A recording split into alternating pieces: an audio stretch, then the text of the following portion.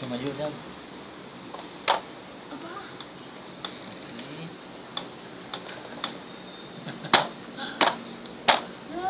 eh, good. Tatayo na yan dyan sa straw. Dapat ganun ka. No, ang taas, nagulat din ako eh. tama na yung kababa lang.